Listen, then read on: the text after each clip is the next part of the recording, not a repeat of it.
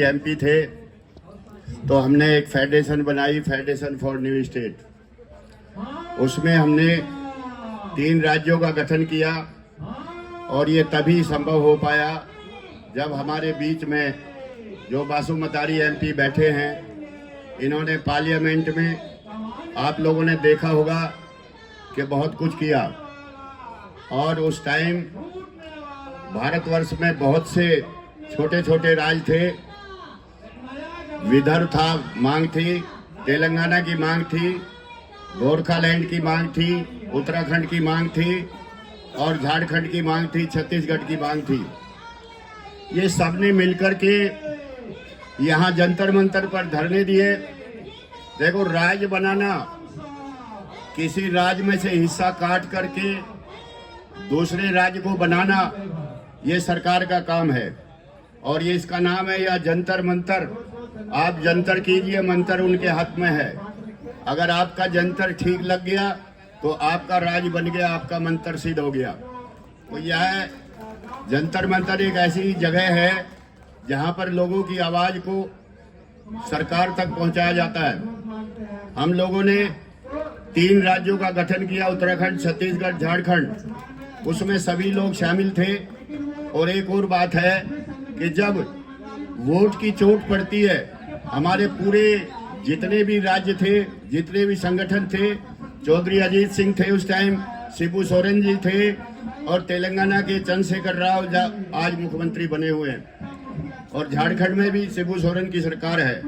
अगर ये सरकार बन जाती है तो बोडो को बहुत फायदा होगा और बोडो के अपने ही आदमी उसमें काम में आएंगे और बहुत सा काम मिलेगा।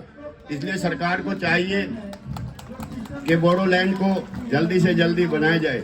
जब बोडोलैंड को अटॉर्नी काउंसिल दी हुई है और उसमें हंगरामा पहले चेयरमैन थे, अब पता नहीं कौन है, और प्रमोद बोडो भी यहाँ आते थे, मैं उनके साथ भी था, हंगरामा के साथ भी था।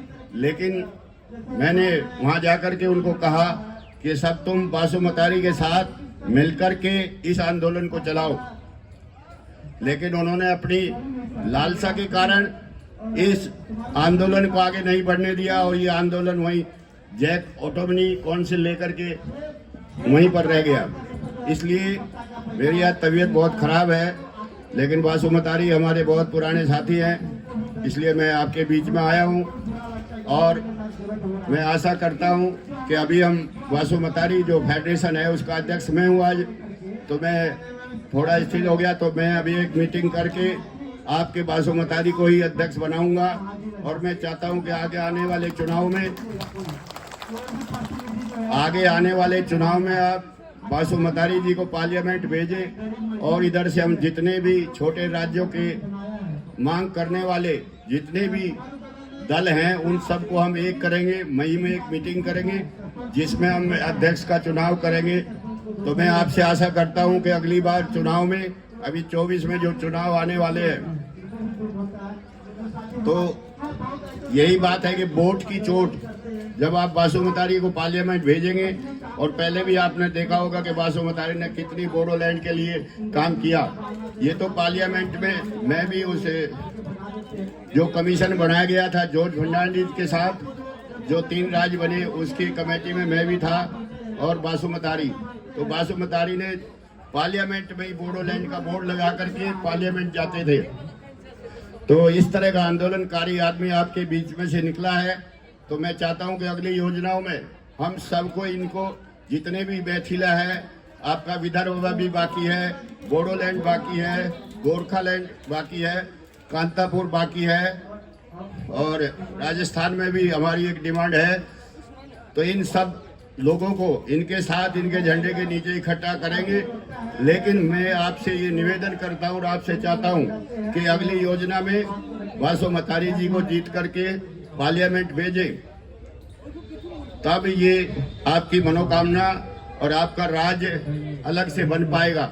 नहीं तो लोग अटॉर्नी काउंसिल लेकर के, मैंने तो पहले भी बोडोलैंड में जाकर के भी मैंने कहा था, और जब बनवारी लाल पुरोहित वहाँ गवर्नर थे, उनके सामने भी मैंने ये डिमांड रखी थी।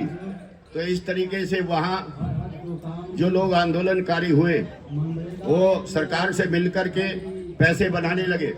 लेकिन इतना सज्जन आदमी कभी भी इनको भी बहुत ऑफरें आई हमारे बासुमतारी जी को, कभी भी ऐसा नहीं किया। इन्होंने कहा मेरे को चाहिए सिर्फ बोडोलैंड, बोडोलैंड, बोडोलैंड। जय हिंद, जय भारत। तो हमारे यहाँ मनरेगा के संबंधी मैं